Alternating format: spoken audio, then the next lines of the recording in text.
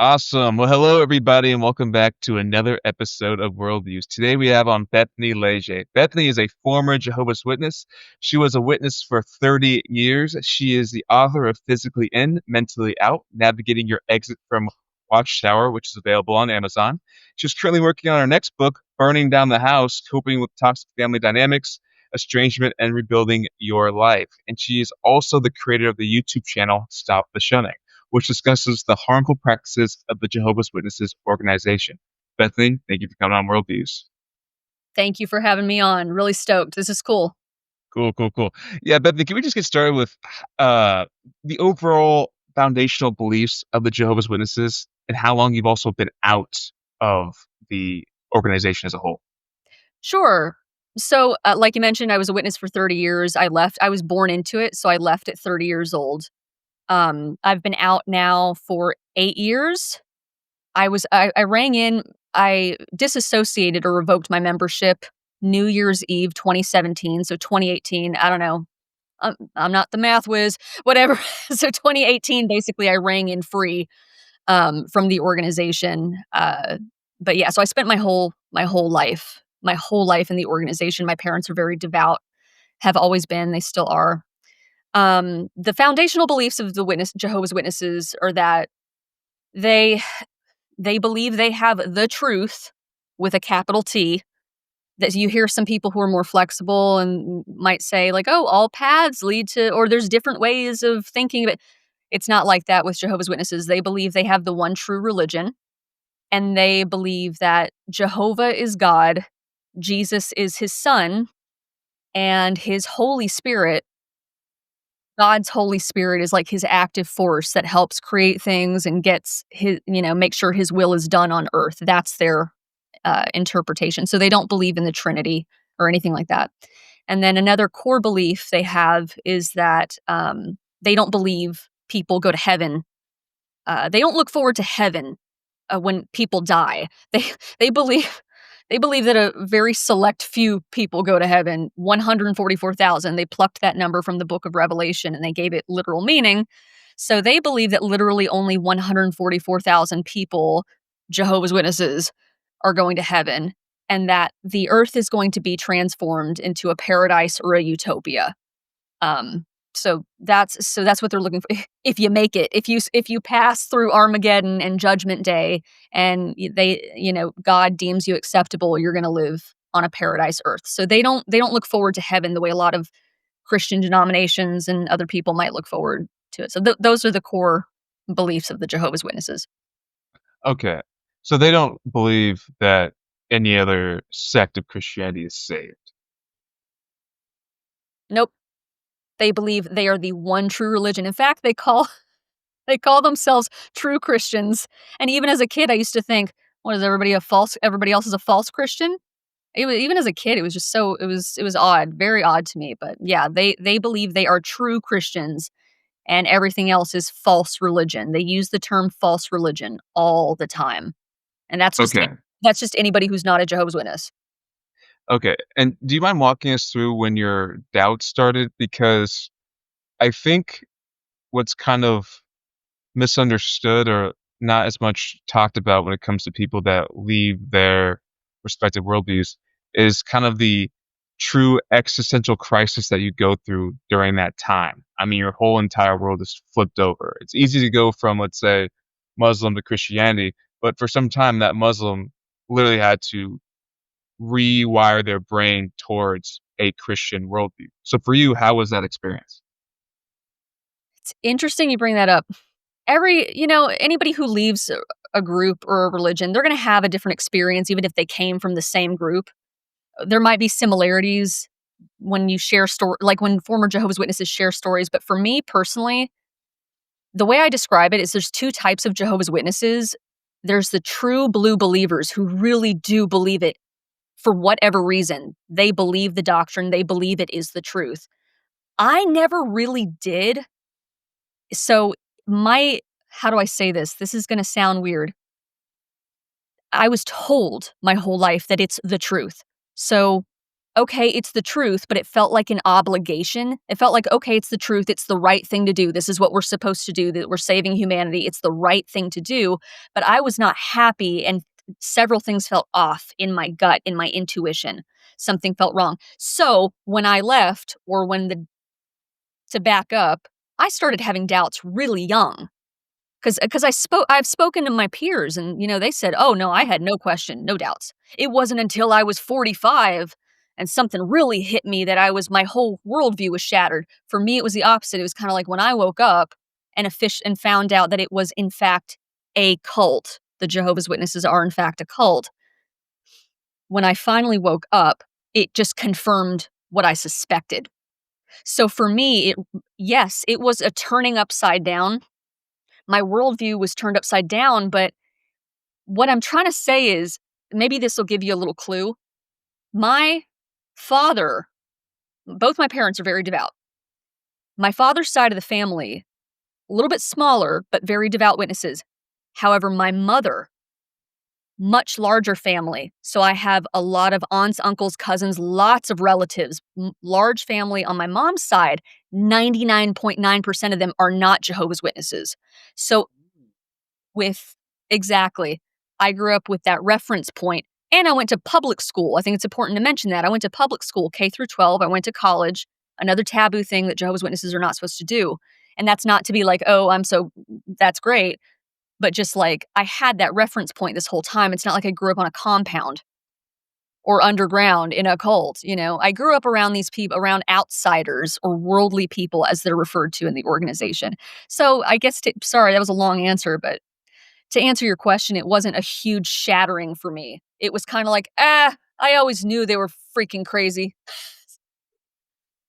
I don't know if Yeah. that answers your question. No, no, you're good. I'm curious because you just described your family Yeah. background there. What were family dynamics like at family functions when a large population of your mom's side, like you said, is not Jehovah's Witnesses, but your mom obviously is? Like, how does that even work? Especially since you guys don't, or they don't celebrate anything necessarily, correct? That's correct. So, Jehovah's Witnesses don't celebrate any holidays, anything like that. When you think of, like, Christmas, Thanksgiving, anything, we didn't celebrate, no birthdays.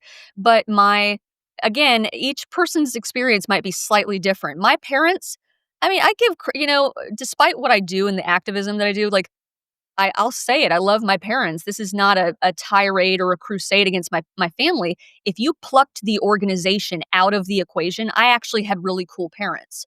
They were actually pretty liberal and balanced for Jehovah's Witness parents. They weren't super strict compared to some of my friends. So with that said, I grew up with a balanced view of outsiders.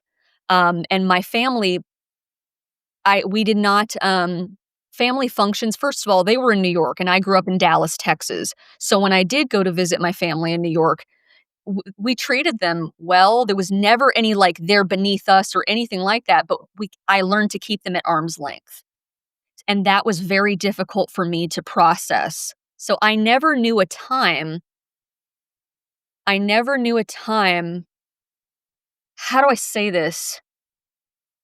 It was so weird. It was like, it was so close. I could taste it. Like, it's just like, why can't I just be normal? Like, why can't I just, like, hang out with my worldly family?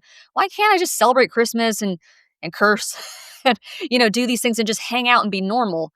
I knew I was different, even though you don't learn things until you get older and you're like, "Oh, there's politics involved, congregation politics, and there's something more sinister going on." When you're a kid, you're just like, "Why do I have to be a Jehovah's Witness and can't hang out with my family and just kind of be normal?" Like, that's what I felt. I definitely did not feel normal because I wasn't.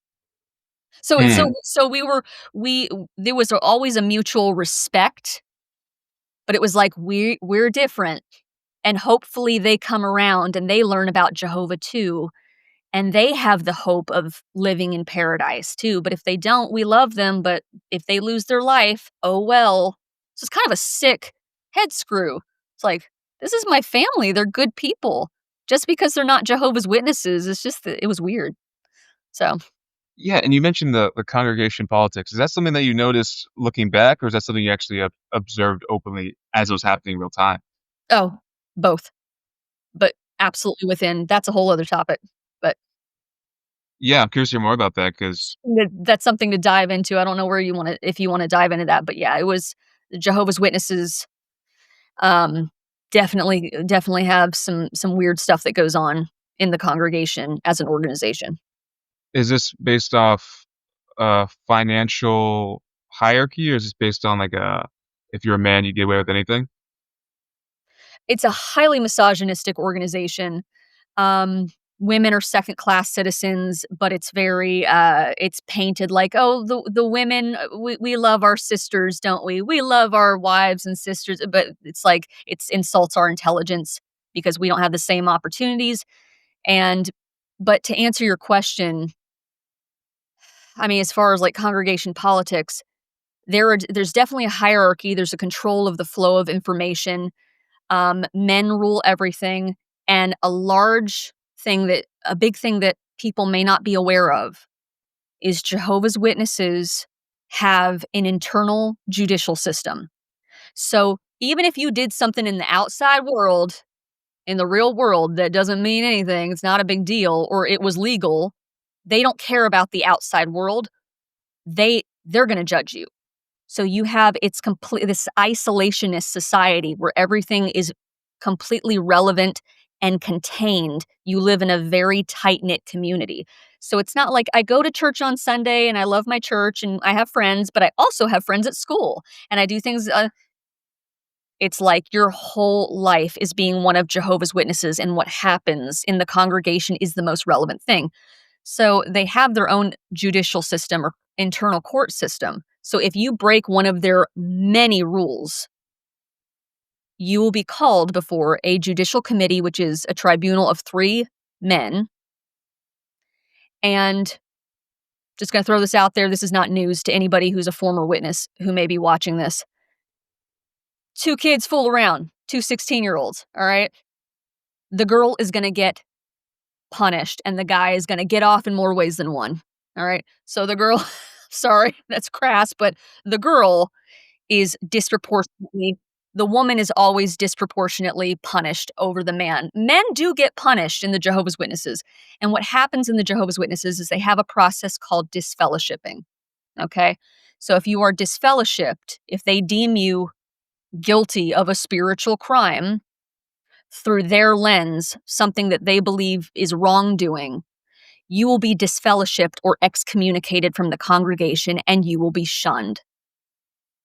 Or if you disassociate, which I did, which means I left. They didn't kick me out. I left. I revoked my membership.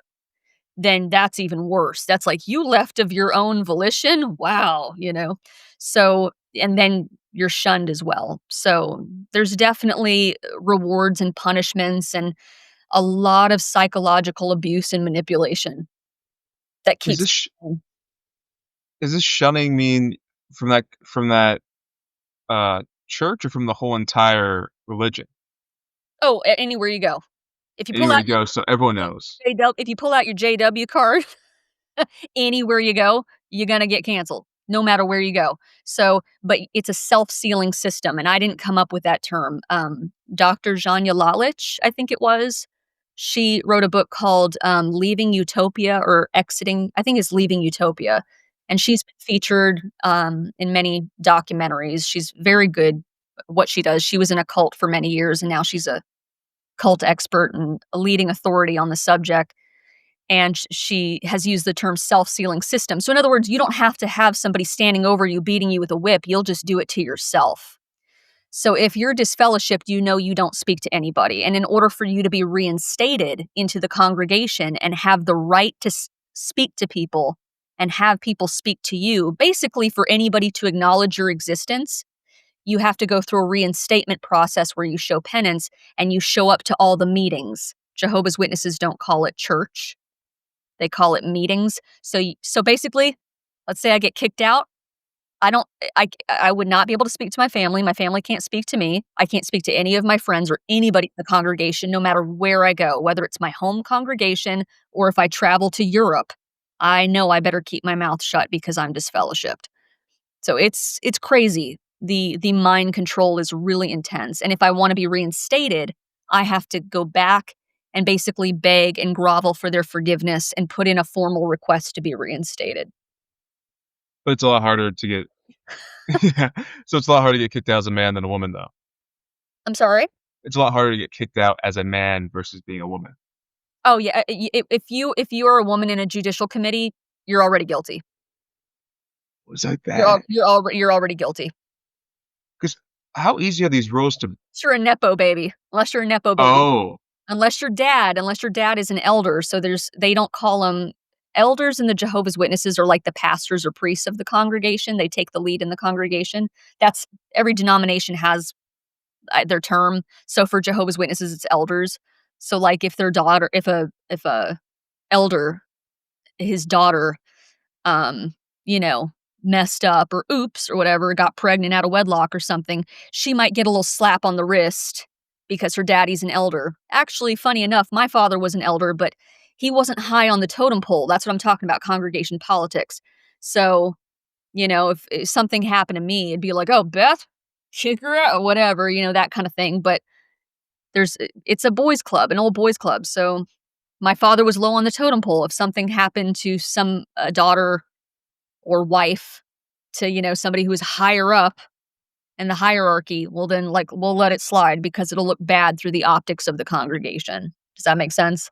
yes. So, yeah. Yes. And I wanna hear about the rules too, because you said there's a lot of rules, so what rules do you remember being maybe the more absurd, uh, of them?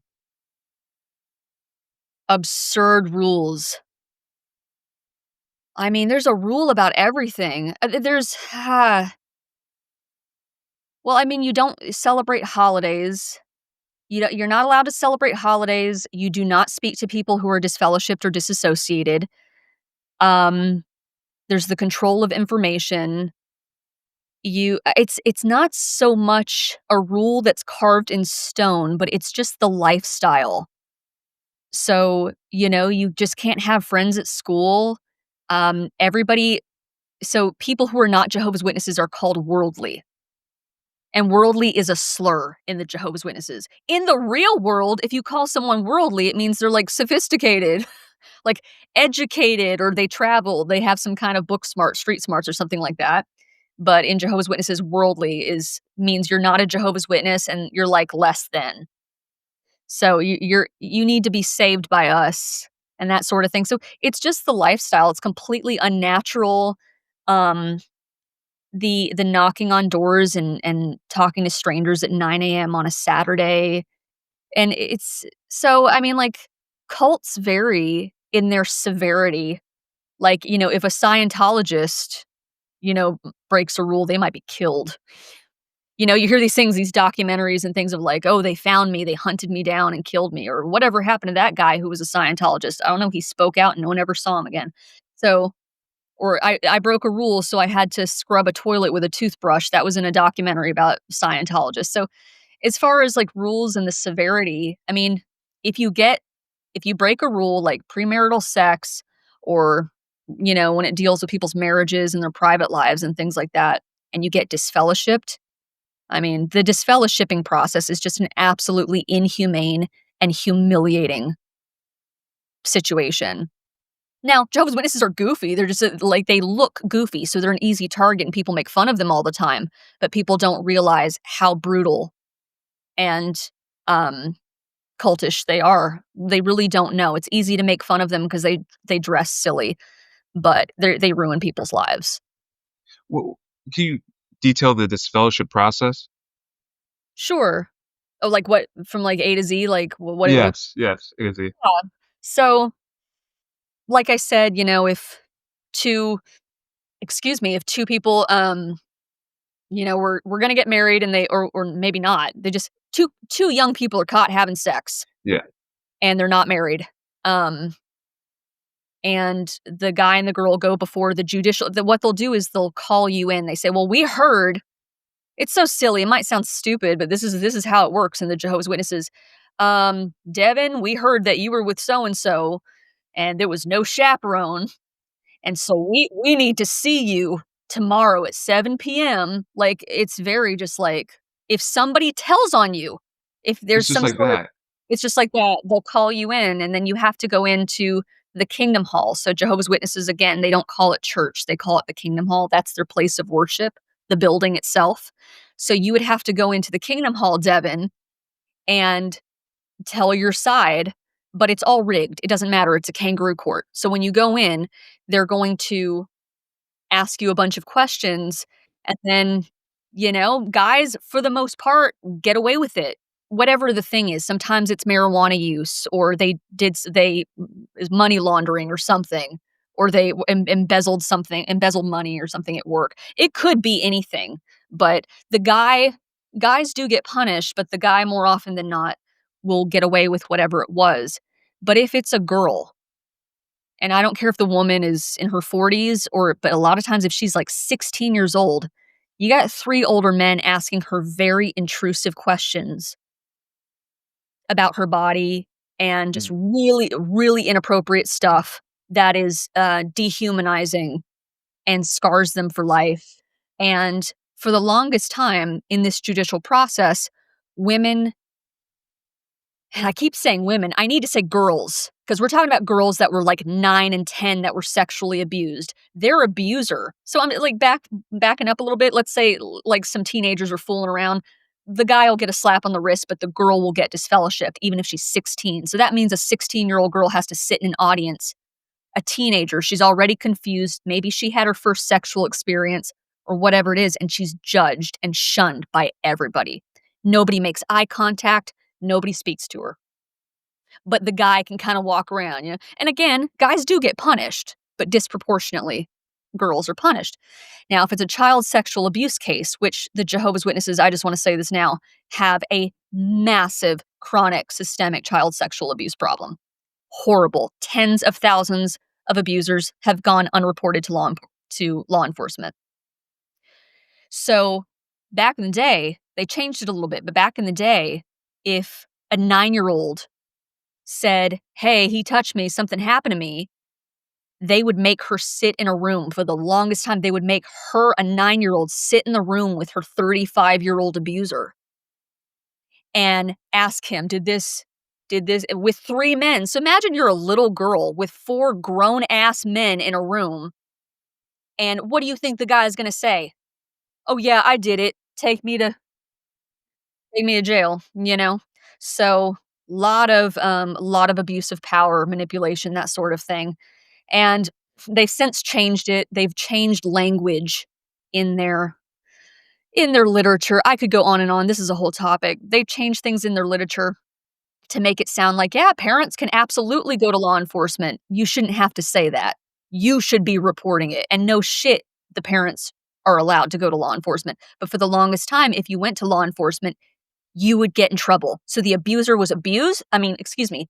The abused child was not only abused, they were victimized that way, and then the elders would also shun them and encourage everybody to shun the abused child and their family.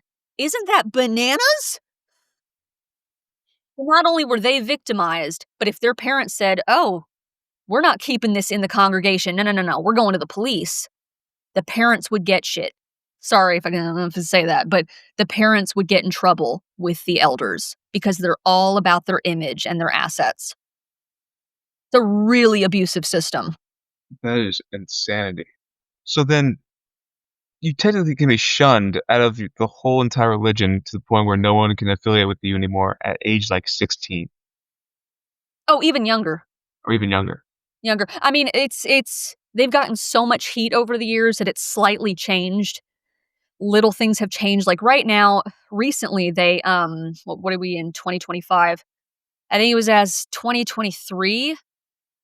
It's like putting lipstick on a pig. It's the same BS. It's just recycled. They make it's semantics. They make little tweaks here and there, little changes, but nothing really changes. Jehovah's Witnesses will say one thing on paper, but the culture of the organization is very different. So the whole shunning thing is recently they've said you can give a short greeting. Any ex-J-dubs watching this, you can give a brief greeting to a disfellowship person now. So that's a new change, Devin. So let's say I disassociated, so I have no hope. There's no hope for me. I'm totally dead. But let's say I was disfellowshipped. Let's say I got kicked out. I got in trouble, I got kicked out, I'm disfellowshipped, I'm showing remorse, I'm going to the meetings. I would walk through the Kingdom Hall doors, and if people saw me, they could say, "Hey, Bethany." They could say hi real quick, but then that's it, like, no more it's crazy, like, why should you micromanage people's behavior? Really, why do you have to micromanage and, like, put clauses and little, details of how you can greet the person, when you can greet them, and then for decades, if you were disfellowshipped, you don't even make eye contact with that person is dead. So, now and then all of a sudden, it's like, "Oh, as of 2023, you're allowed to say hi to me really quick," you know? When you think about it, it's stupid. Sure, I don't need your hello, Where's your critical thinking skills, you know? Well, if I'm allowed to say hi to them, for 5 seconds, why can't we just have a conversation? So, but the shunning issue it's killed people. People have committed suicide over it, um, deep depression. It is inhumane, absolutely inhumane. But they will paint it as if, "Oh, it's we don't shun." They're gonna say one thing in their PR front and make things look really shiny and copacetic, but behind closed doors, the culture of the organization perpetuates shunning through humiliation and shame. It's really, really bad. Okay. And how long did you say you I apologize, that was No, a lot. this is great, this is great. How long did you say you've been out now? I have been out I mean, I started fading and fading is like a word for distancing, so I started distancing in 2016, 2017, but I was officially 100% out, disassociated, revoked my membership starting January 1st, 2018.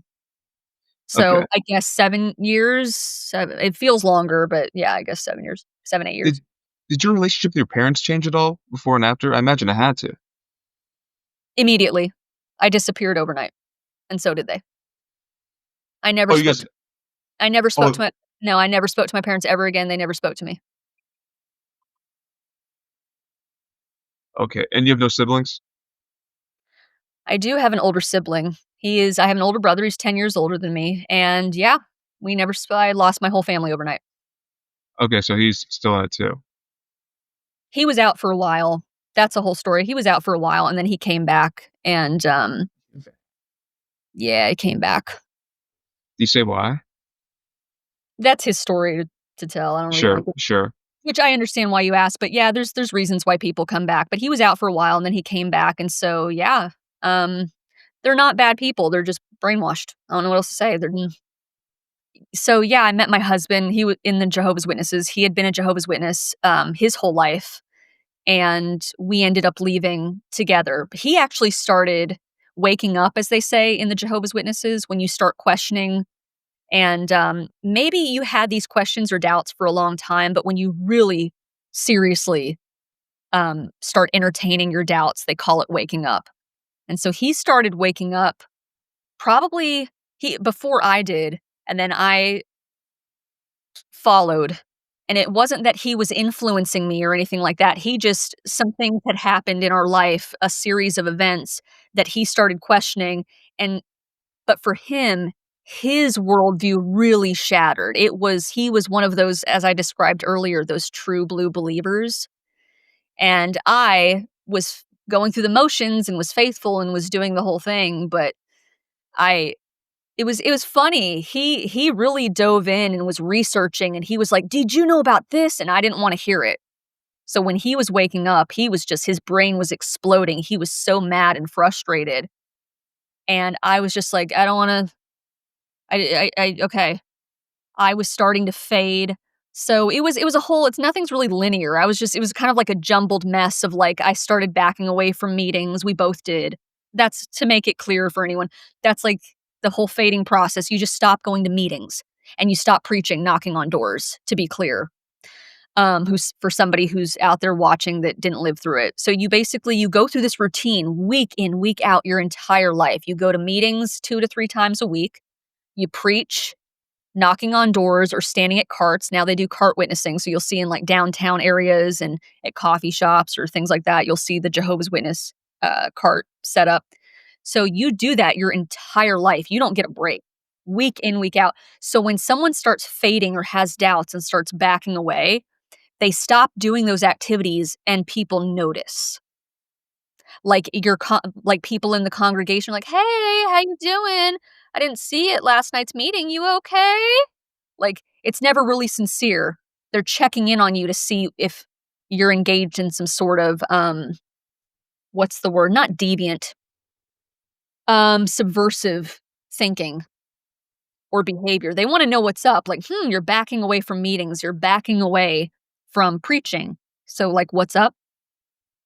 So, we did that and basically just ignored anybody who texted, which would try to text or call us because we knew that the motive was not genuine. It's never genuine with the Jehovah's Witnesses. You don't have real friends in the Jehovah's Witnesses. People are they might mean well in their own mind, they might mean well, but they're programmed, they're brainwashed. So when someone calls to check in on you and see how you're doing and why you're not at the Kingdom Hall and not doing everything you're supposed to be doing, it's not for a sincere reason. I'm not saying they're evil, bad people, but it's not for a sincere reason. They're trying to figure out what's going on. So we knew when we backed away and started fading that we were gonna like turn off your phone. Turn off your phone. Let's figure this out. So we didn't go to the meetings. We didn't respond. If somebody knocked at the door, it was like, you know, like leave us alone, and or else they will harass you. Jehovah's Witnesses, apps, you will be hunted down by, and that sounds dramatic, but I mean, like, people will blow up your phone. What are you up to? The elders are gonna track you down. That will happen. They will hunt you down. And people have pulled out restraining orders and said, "Never contact me again. If you come on my property, I'll shoot you." Like, and that I'm not making that up. So yeah, our fading process, it's basically like taking a big break from the routine so your brain can finally the wheels can start turning and you can use your critical thinking skills and say, "This doesn't make sense. This doesn't make sense." And basically, my husband started doing that first, but he really was diving into doctrine and finding out more about their policies and different things. His process was unique to him. I just stopped going because I felt bad. I felt like I was having a nervous breakdown. I was dealing with severe, I'm not even a depressed person, but I had depression. I I mean, like, everybody has had episodes of struggle and dealt with things in their life, but generally speaking, I was like a happy, healthy person, and I felt like I was going insane. So why would someone who's otherwise happy, healthy, and has no issues going on, why would they suddenly wanna jump off a bridge? I felt like I was going insane, and it was my indoctrination. Like, my brain was just the tension was brewing over the years, and finally, when I was away from my parents, because that's a clear point I have to make, my parents still live in Texas, where I was from, but my husband and I were now living in North Carolina. So when you have that physical distance, that was, for me, a huge thing. In other words, if I'm fading, it's not like mom can just drop by on my doorstep, you know? At least having that physical distance to kinda, like, fade and back away and go to a therapist and talk to somebody, that was huge. So my husband basically started waking up, but he had his own reasons for why he was asking questions and digging into things. I was just like, "Just leave me alone. Just, like, go away, let me sleep, just everybody go away." Just like I was like Congresswoman, Maxine Waters, reclaiming my time.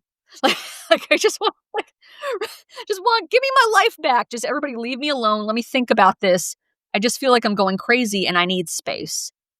And then I found out about the child sexual abuse cases and something went bing in my brain, and it wasn't just about me feeling like shit. It was like, "Oh, they are crazy hypocrites. Oh my god, there's this massive cover up. They railed against the Catholic Church my whole life.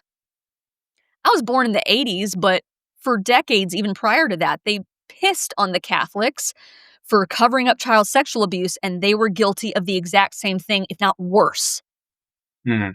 So that blew my mind, and that was the moment, all of this to say, that was the moment that I said, I cannot align myself with this organization anymore. Because people in the organization, Jehovah's Witnesses who fade, they have an option. They can fade and play the game of like, well, I don't have to write a letter. I don't have to play by their rules. Screw them. I'm just gonna just stop going to the meetings. Leave me alone. Block your number. I'll pull out a restraining order. You can do all those things. They can fade, or they can be more assertive or direct about it and say, I'm disassociating. I don't want to be known as one of Jehovah's Witnesses. They put it in writing and they bring it to the organization. And so it's official. And a lot of people fade because they don't want to lose their family to the shunning policy. Because if they just come out and say, I don't want to be a Jehovah's Witness, take me off your roster, I'm done, what do you think's going to happen? They lose their support system, they're kicked out of the house. It's horrible. That's really horrible. So yeah, so my husband, he and I both grew up in it, and I got lucky. We got lucky. Getting lucky in Kentucky. We both got lucky, because honestly, because sometimes a lot of situations, in a lot of cases, Jehovah's in with Jehovah's Witness couples, one partner will wake up and the other won't. That my heart goes out to people who have that situation. So like the husband wakes up but the wife still believes, or vice versa. So we just got lucky in the fact that both of us were like, "Hey, are you thinking the same thing I'm thinking?" I'm like, "Yeah, I'm thinking the," and boom, we were both out. We both disassociated.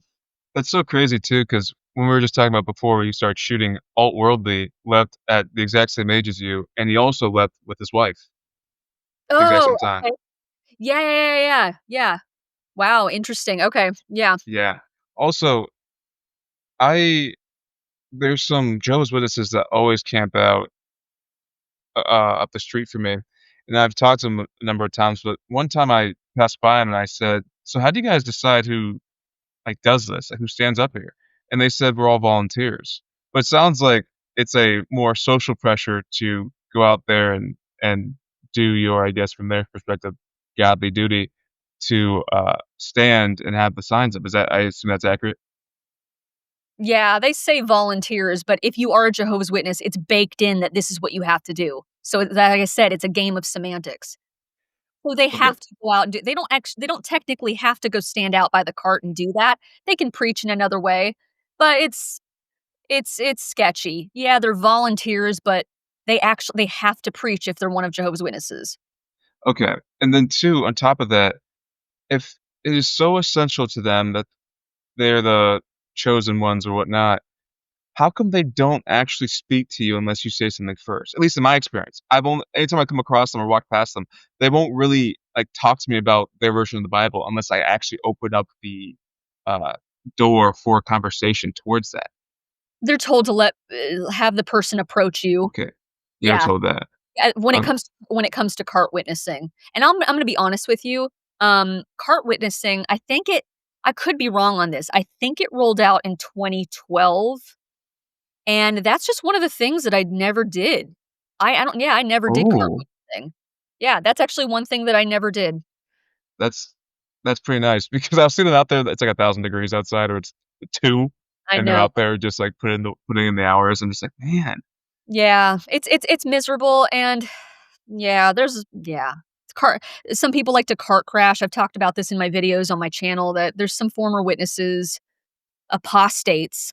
That's a whole other thing. Apostates like me, people who left and speak out about the organization, they like to mess with they like to do cart crashes and go like, kinda gotcha, huh, and like Oh. mess with them and provoke a reaction because they're like sitting ducks. But it's like, yo, this is someone's granny. She's wearing pantyhose in 100-degree weather.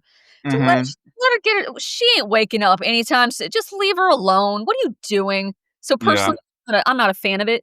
But at the same time, they're in public peddling this toxic ideology. So you got to expect that some people are going to be pissed. They're either victims of child sexual abuse, or they know something, or something happened to them, and they're going to want to confront the witnesses and have their say because they've been silenced forever. So anyways, that's just a side note about cart witnessing. But yeah, you're supposed to wait till the person approaches you. And then but if it's door to door, obviously, you just get out there and preach. So Yeah, yeah. Well, have you been in I imagine have you been in a situation now that you're out that they've approached you or have you walked past them and maybe said something positive or something like that? so when I see, uh no, I've never let me say this, no, I have not spoken to any witnesses at the carts, and I have had several opportunities. I have literally passed them, not just a drive by, but, like, on foot, have passed the cart, and it's not worth it to me. Um, I was once you, so I know the mindset you're in. You're not gonna be, "Oh, this is n" even if I'm the nicest person, Devin, I could be you have to understand, I could be the nicest person. They're not gonna wake up that way. I will just say this, you cannot wake up a Jehovah's Witness. They have to wake up themselves. Because people email me and ask me all the time, like, "Hell, I'm not a Jehovah's Witness, but my wife is or my cousin is or whatever. What can I say to get them to wake up?" A Jehovah's Witness has to wake themselves up. You I can't do that. So, I don't approach the carts even if it's not a crash, I just don't approach them. But funny enough, as far as, like, if somebody's come to my door, we we were here for a while in North Carolina. Um, we live in Winston-Salem, but we lived in Asheville and then Charlotte, very briefly in Asheville, briefly in Charlotte, and then moved to Winston-Salem, and we've been here since 2018. So basically, when we officially left and disassociated, we moved to Winston-Salem to start fresh. And we had not seen any witnesses at the door. We thought that was really odd. We were like, "Have you seen, like, that's strange, like, they don't co." And then, like, maybe 1 year, we got an invitation to one of their conventions and also their memorial because they celebrate the memorial of Christ's death. So we got an invitation in the door, but we never had the opportunity, like, never heard the knock to actually talk to one. So we just thought that was interesting. We're like, "Well, we've been here for a while. Where's the witnesses? Like, this is strange. Like, we've been here since 2018. It's now, 2021, 2023, or whatever, and the witnesses haven't come by." But what happened back in the fall, the only time an opportunity came up, back in the fall, there was, one day I was cleaning the house. It was a stunning fall day, and here where we live, there's a really popular art festival. So, like, local artists get together, and it's in a neighborhood, and it's sprawled out. It's really beautiful, and so it was happening that day. It was a gorgeous fall day, so I wanted to go to the festival, but I was cleaning some stuff up, and I was taking out the trash, and it was so random. I literally just had the door propped open and getting all this fresh air in. I grabbed a trash bag and, like, was, like, whoosh over my shoulder walking out the door, and there was 2 young guys standing on the doorstep. Like, I didn't even see them coming down the way or anything like that, like, "Oh, here come the witnesses." So, bless them, it was 2 young guys, probably they had to have been 19, 20 years old, young guys.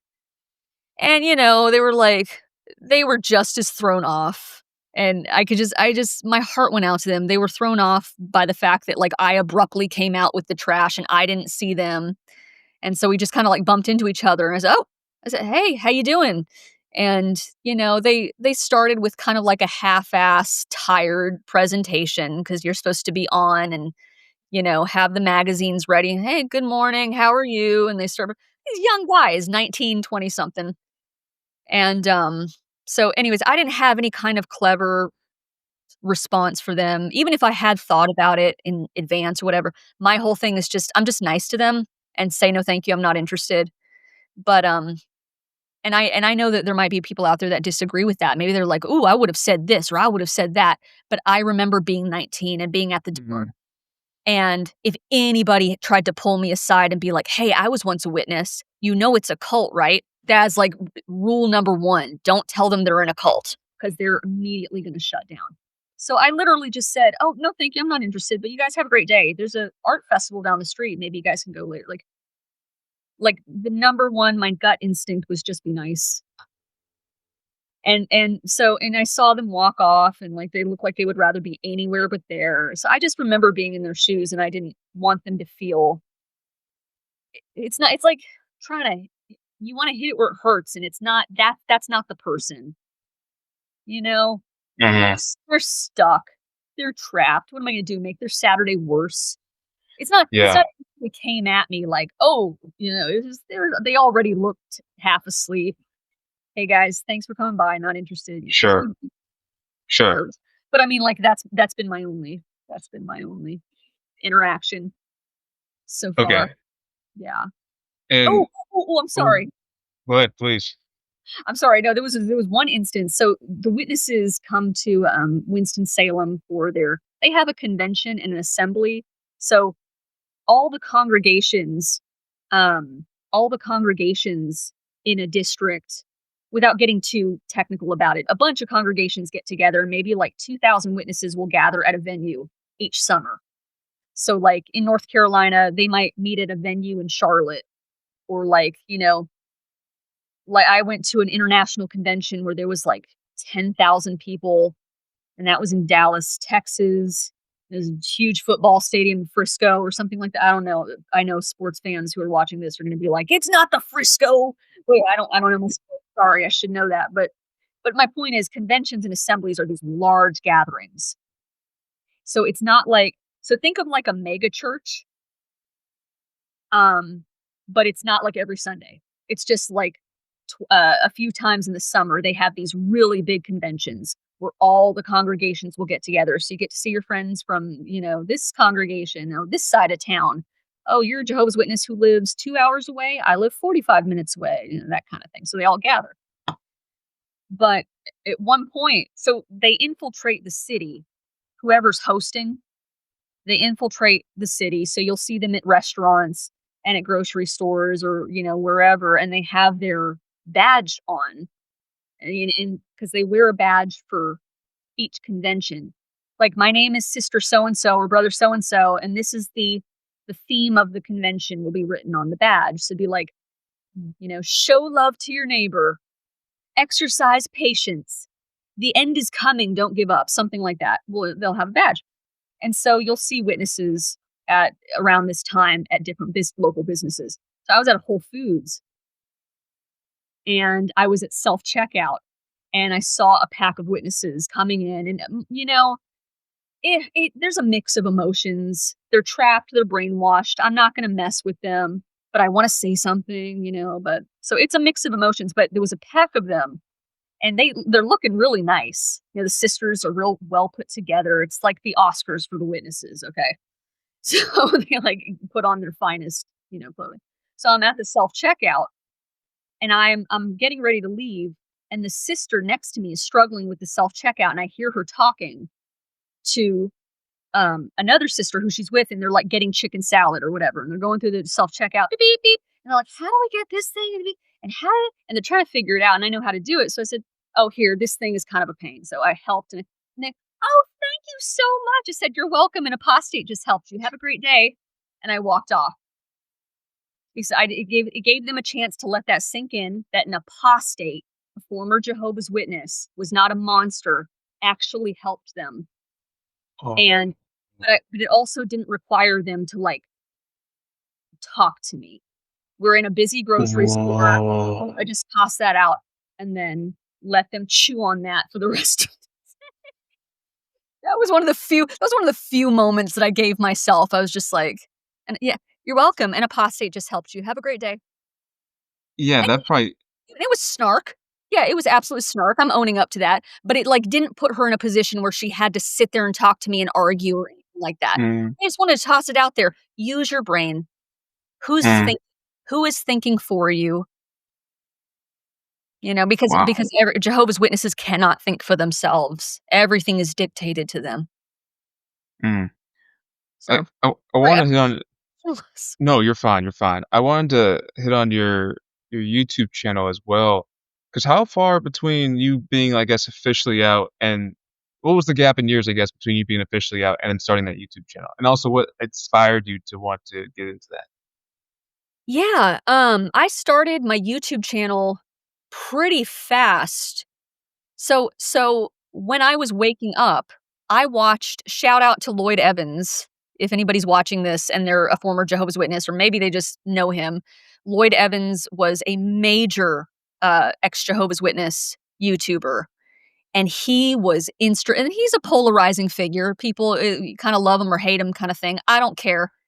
Whatever. He helped me, and I will always give him credit. He was an instrumental figure in helping me officially wake up, because it can make sense to you on paper that Jehovah's Witnesses are not the truth. Okay, this is a cult. And actually, there's something else that made me really wake up. I'll tell you about that. But he, in conjunction with a few things that I was reading, watching him on the internet, that was huge, because I didn't realize there was a YouTube community of like, social Mhm. media had been around. I was in high school or college when MySpace came out and Facebook came out. So, I knew social media had been around, but I didn't know that there was like a whole world of ex-Jehovah's Witnesses on social media. So it was like, whoa, because you're told you don't look at apostate literature. But in my mind, it's like, oh, well, I'm not going to go to Barnes and Noble and look up an ex-witness book. I didn't think, oh, shoot, they're on the internet. Like, I'm one click away from like YouTube channels of people who went through things just like me. That was huge. That was definitely a rabbit hole, to know that there was a whole community of former Jehovah's Witnesses, and something as small as a comment that someone left, like, such and such, I had to deal with such and such, or I went through such and such. I'm like, oh my God, so did I. I don't even know this person. She lives in whatever. She lives in Germany, and she went through the same thing that I did. Wow. So finding the whole XJW community, and I say community meaning just like seeing a bunch of ex-Jehovah's Witnesses on YouTube was a huge deal. And Lloyd Evans was at the center of that. And what I appreciated about him is that he was as a Jehovah's Witness, you're told to avoid apostates, people who leave the organization and speak out. They're called mentally diseased. When you're in the organization, if someone leaves the organization and speaks out against it, they're an apostate and they are mentally diseased. It sounds ridiculous to anybody watching this, to somebody who didn't grow up in it. You're like, oh my God, what? But like, when you're a Jehovah's Witness and that's like your whole world, you're like, ooh, you stay away from those people. So they paint apostates as these monsters, but Lloyd Evans was very calm. He was measured, he was logical, he wasn't some angry apostate with his digital pitchfork, hating the witnesses. He's just saying, "Hey, I was a witness. I went through all the things that you went through, and here's why your feelings are valid," and da da da da. He was very calm and professional and, yeah, just logical, and just everything just added up. I was like, "Yes, he's not wrong. Hashtag you are not wrong." Mhm.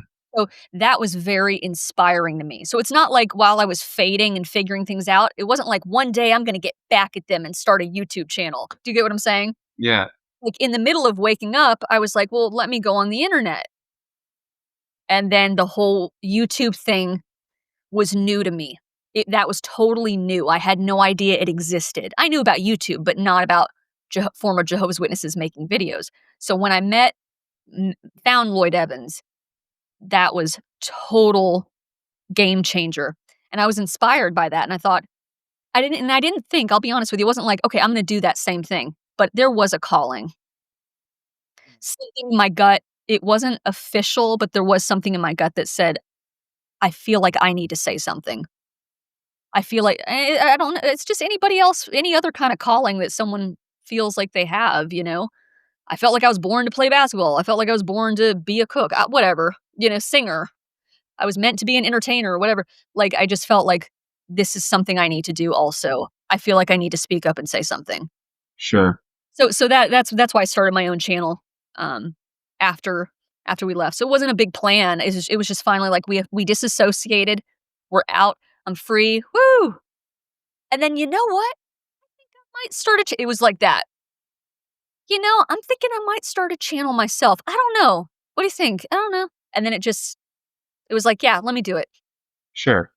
So And I just had the question, what was it? I'm sorry, were my 20-minute answers.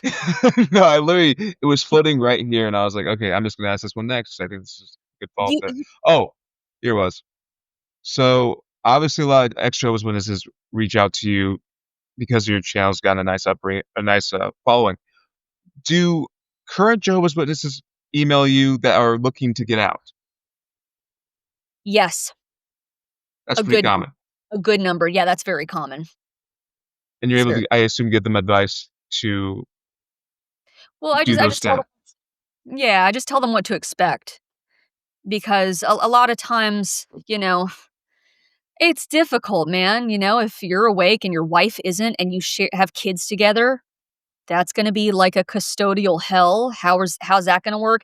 And and especially if you really love your spouse, that is I can't even imagine. That's a brutal feeling of like, I don't wanna be here, I don't wanna be a witness, but I have to choose between my spouse or staying having a because if they leave, their spouse is gonna have to that's it. I mean, if they share kids, they talk about the kids and stuff and deal with things in that way, they keep it strictly business, but then you gotta, like they can't make you divorce them, but, like, the relationship's ruined. That's basically what I'm trying to say. Sure. So, yeah, it's rough. I get people reaching out that have really tough situations that I don't envy that they're in that position. Mm. What age did you celebrate your first birthday?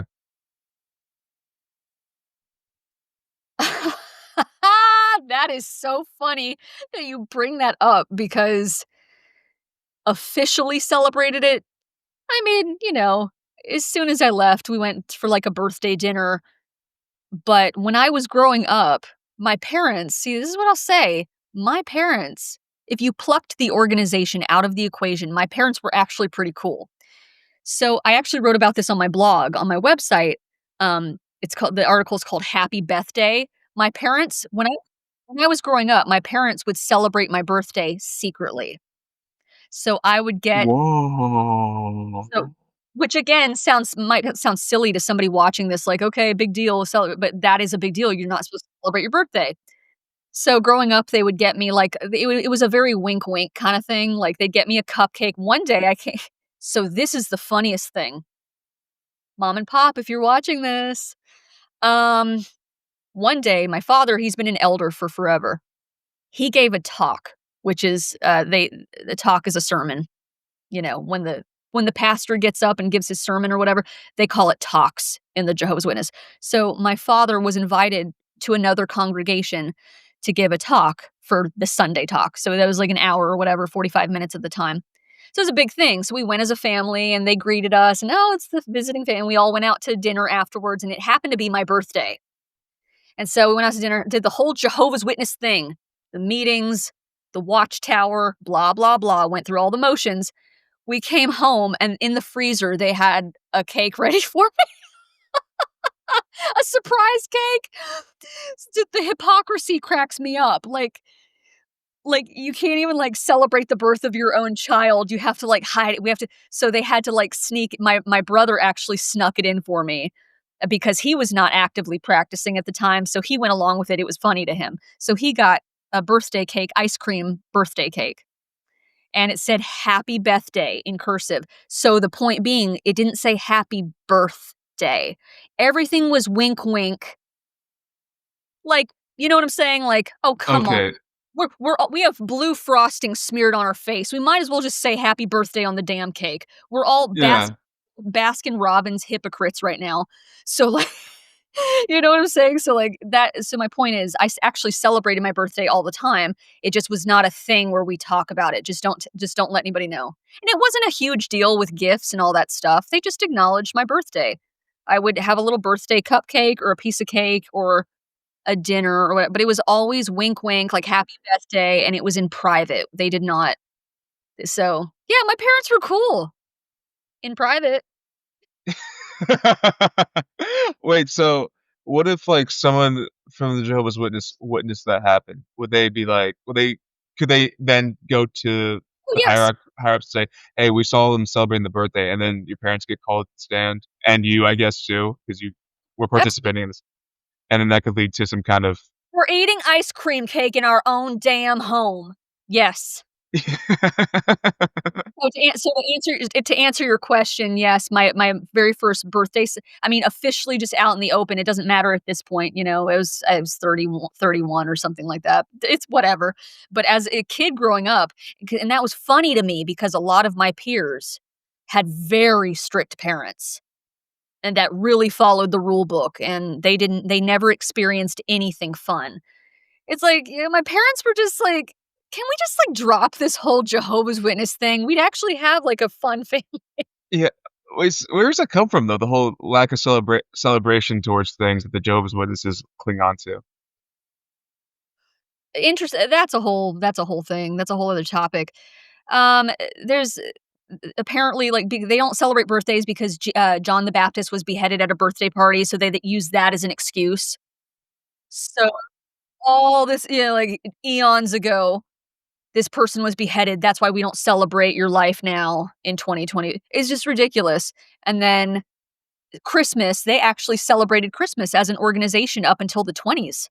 And then they reversed course, they changed their doctrine, and they stopped celebrating Christmas overnight, in the 20s at headquarters. So, yeah, it's a lot of hypocrisy that goes pretty far back. So there's not even like a Jehovah's Witness holiday necessarily. No, the only thing that they celebrate no, they don't celebrate any the only thing that we celebrated growing up, again, I had my experience. Other Jehovah's Witnesses, may have had really strict parents. Not may have. I know of plenty of stories where people did not do anything fun. It was very just like very, hardcore family. But my family, my parents celebrated their anniversary. So instead of Christmas getting gifts, my parents would celebrate their wedding anniversary and we would all exchange gifts. So so yeah. But what's funny about and it's funny because my mom and then my mother would also throw slumber parties. So my mother, bless her, would invite all the little girls from local congregations. I remember one of my slumber parties when I was little. I think she had like 16 little girls under the age of 7, and she enlisted the help of other mothers. My mother had a migraine for like 2 days straight. Like, she wanted me to have fun. She was always trying to create fun activities for the kids in the congregation because no one else was thinking about it. It was meetings. She used to say this. My mom's from Brooklyn. It's meeting service school. Meeting service school. The kids need something else. The kids need something else to do. So my mother was very proactive. I give her credit where credit is due. There's a common misconception that because of what I do, I must hate my parents, and that's not the case. I love my parents. That's why I'm pissed that I don't have them and that the organization took them away from me. So anyways, but she was always trying to do things for the kids. She always advocated for the disenfranchised and the look after the widows and the orphans. That's what my mom did, she practiced that. But it also says something about the organization that you're a part of. It's just a joyless organization. You don't do anything. The only thing we officially celebrated as an organization was the memorial of Christ's death.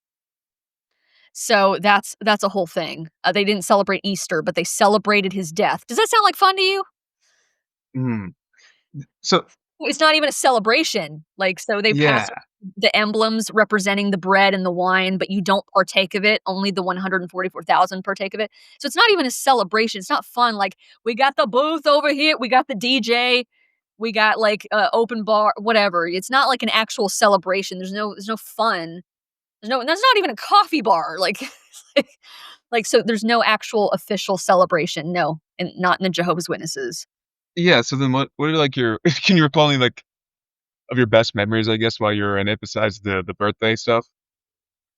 Yeah. Well, one thing I was gonna say, kinda tying back to the last point, is that I've had people say to me, former Jehovah's Witnesses who are justifiably bitter. I understand. I get it. They have every right to feel the way they feel. They sometimes hear my story or talk about, the fact that I had a birthday cake or we celebrated anniversaries and exchanged gifts. You'll hear horrible stories of abuse and things that like, well, at least you had some fun. My parents beat the shit out of me. And, I couldn't do dot dot dash. At least you had some fun. I had a really tough upbringing. And I feel really bad for them and what they went through. And I've said this before and I'll say it again. Excuse me. My parents gave me all the tools to succeed in life. My parents were great. They gave me all the tools to succeed in life and then punished me for using them. So they encouraged me to go to college, which was a big no-no in the Jehovah's Witnesses. They wanted me to travel. They wanted me to have fun. experience different, expand my horizons, go do things, higher education, meet people, don't judge, be kind, all these things, but they want me to stay within the borders or the confines of an extremely narcissistic, toxic, misogynistic organization. So it's like you equipped me with all these tools to think for myself, critical thinking, show kindness, but it doesn't align with the values of the organization that you are in. They contradict each other. So when I left and now I'm shunned, it's like, well, that's some shit. You know what I'm saying? So it's like, yeah, I had really good things in my upbringing that had nothing to do with the organization. That's why I know I sound like a broken record, but it's like if you took the organization out of the equation, we had our stuff like every other family. It's not like we were perfect, but at least it would have been like a normal, just like family, just like a normal upbringing. But the organization complicated everything, made everything way more complicated than it needed to be. Mm.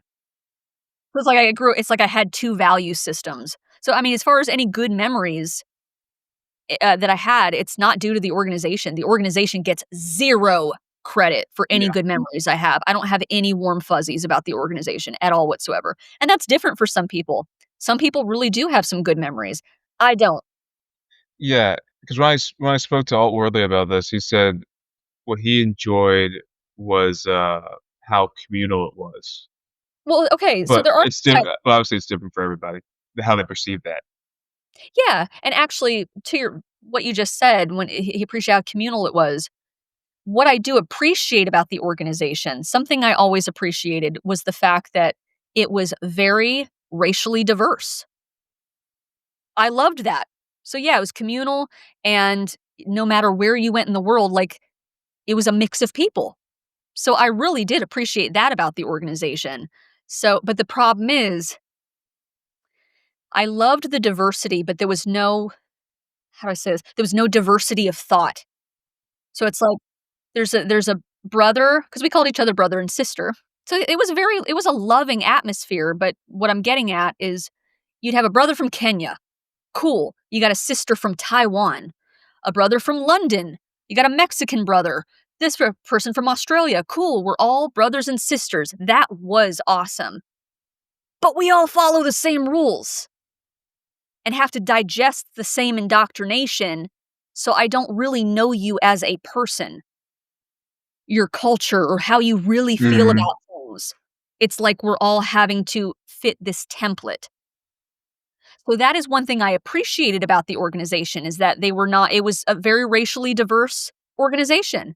And socioeconomically, you had people, not that I'm proud of that. That's not something that makes me happy, but like it wasn't just for rich people or you know what I'm saying? Like you had a mix of people. Some families that probably sounds weird the way I just framed that, but it was a mix of people. Like people just kept it real. Yeah, yeah, If 'cause some that makes sense. It yeah. was a very like just keeping it real vibe, but depending on the demographic or where you were, that was different. So if you were in a well-to-do area, you had all these good values, but it's easy to have those good values when you're driving a Mercedes or you're doing well or you're driving a Hummer and making, six figures, and then you have another sister in the same congregation who can't afford a can of soup.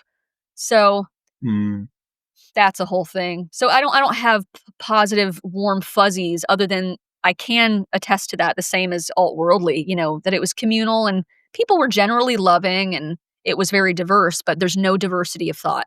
Everybody mhm. has to be on the same page, which at the time I also would pride myself on, be like, you can go anywhere in the world. Is like quality control. Anywhere in the world, you're gonna get the same quarter pounder with cheese, no matter which McDonald's. That was cool, but that's not harmony, that's conformity. You have to Yeah. conform. It's not really harmonizing, everybody kind of expressing themselves and coming together. It's like, we have to love each other because 'cause we're all in the same group. We all have to do it. We're so happy. Look how happy I am. So, any wonder I had a nervous breakdown? Well, then, when you were phasing out and kinda going towards worldliness, I guess you could say, what was, like, an activity you got to do for the first time that you're like, "Oh, this is so much fun," that you couldn't really do under Jehovah's Witness circumstances? Oh god, that's so funny. The very first so I've had people be like, "Oh, you little" I was like, "I went to church." That was the crazy thing that I did. I went to church. We were not allowed to go to church as Jehovah's Witnesses, meaning explore other religions or go to other churches. So, literally, that's the first thing I did. Was super Okay. that was I know that sounds weird, but that was super exciting, was it? And I celebrated Christmas too, because the Jehovah's Witnesses don't celebrate Christmas. So getting my first Christmas tree was the most magical thing. It was the most magical thing. So many people take that for granted. And it's fine if you don't celebrate Christmas, that's fine, but people who grew up with Christmas don't think twice about it. But getting my first Christmas tree that was real at 31 years old and being able to decorate it, that was an absolutely beautiful, magical experience. But those first activities of going to church, that was mind-blowing. Imagine you've never seen the sun. You're inside your whole life, and then all of a sudden and you're told to fear the sun.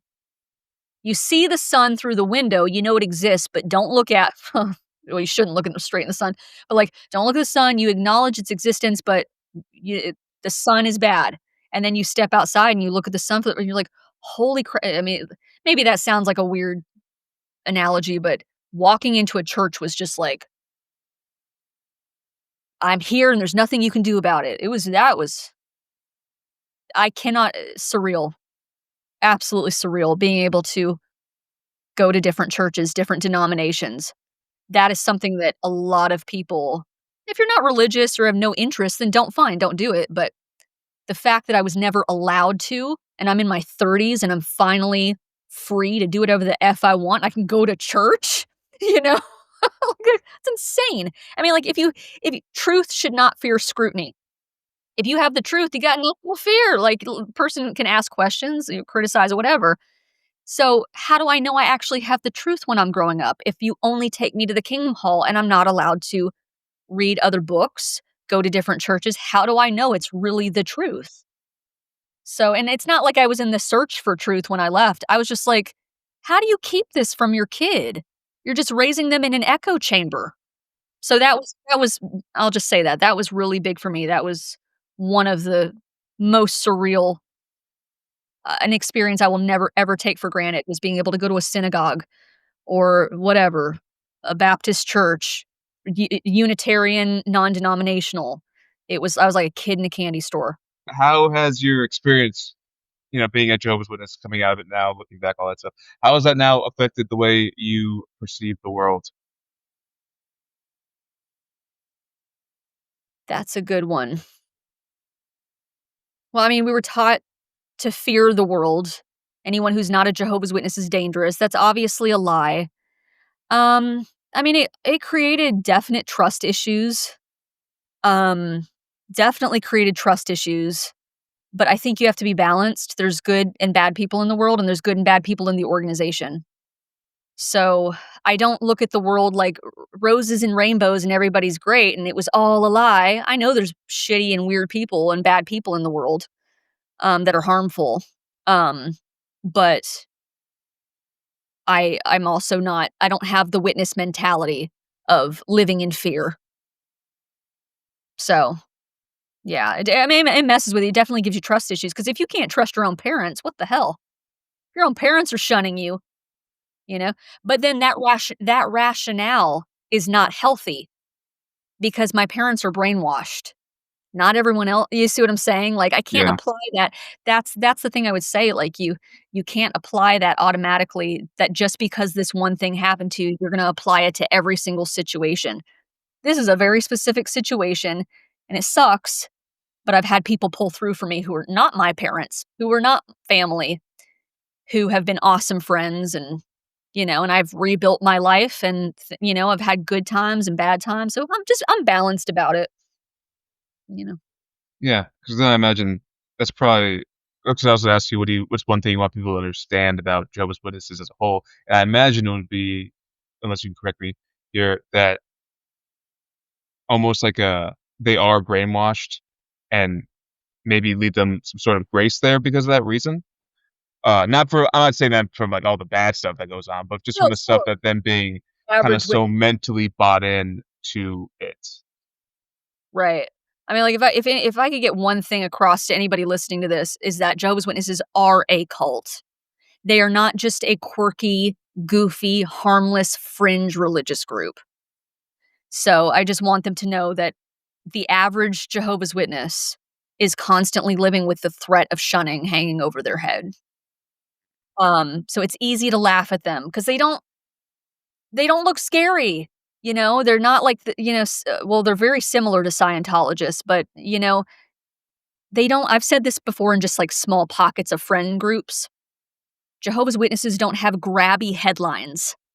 Like, they're not I've said this, they're not a sexy cult. Like, they don't have like, you don't pick up a book and go, "Ooh, the sex cult that branded a bunch of women and they were sex slaves, but it was a self-help group," like Nexium.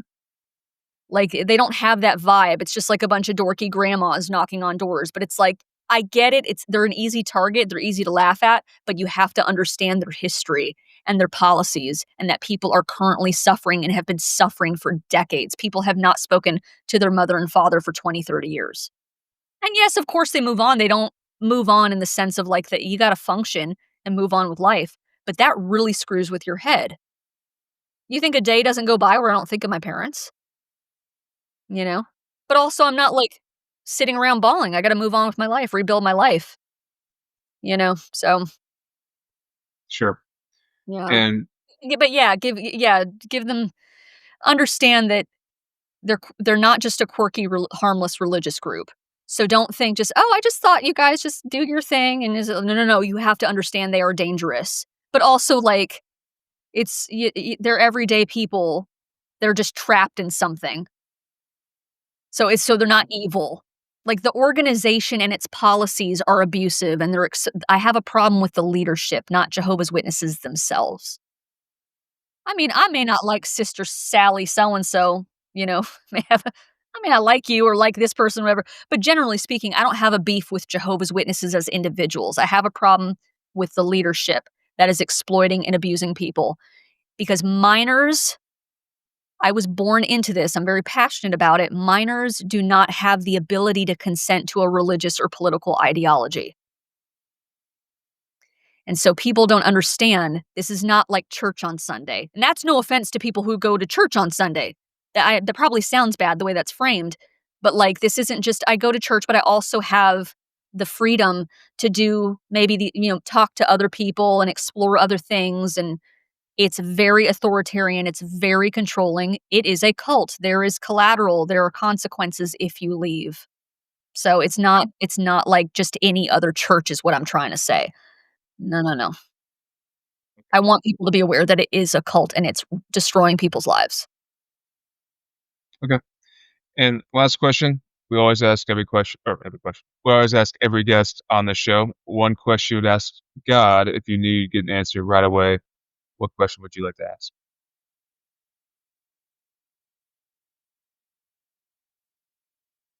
I mean, it's probably like I said, it's probably cliche, but, where have you been?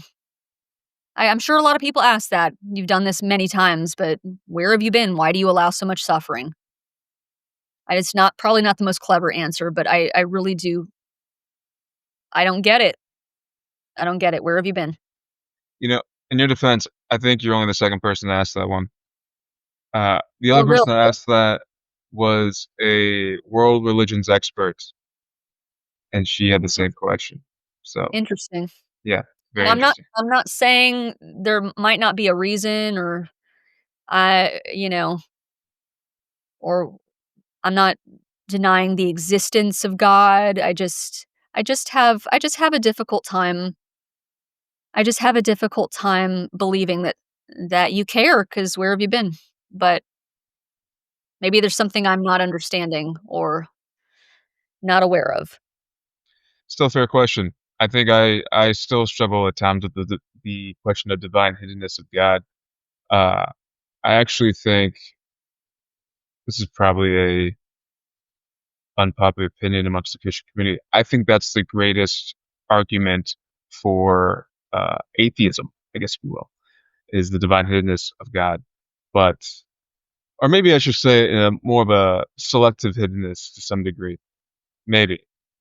That's probably a better way to put it. But yeah, but cool.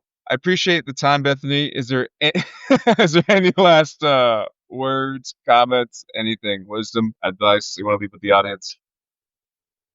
I just don't be trapped in an echo chamber. We live in a very divided nation currently. I mean, if you're in the US, um, the only thing I would say is just be willing to have conversations. Just treat each other even if you don't agree with them. Try to treat each other with mutual respect and dignity and be open to having conversations, even if you disagree. I'm finding that that's sorely lacking right now. So even if it has nothing to do with religion, if it's politics or something else, just people are very trigger happy right now, and just which side are you on? And just everybody's just, "Urgh," and I just if people can just talk and have conversations, it humanizes people more instead of just being so quick to snap and judge. Just be willing to talk to each other, show respect, show kindness. And I'm not saying you don't have to have values or boundaries and enforce those boundaries, but just just use your critical thinking skills because someone else will do the thinking for you if you don't think for yourself. Awesome. Well, Bethany, appreciate the time. Thanks for coming on Worldviews. Thank you, Devin. Appreciate it. I really enjoyed speaking with you. Thank you very much. Of course. Take care. Bye.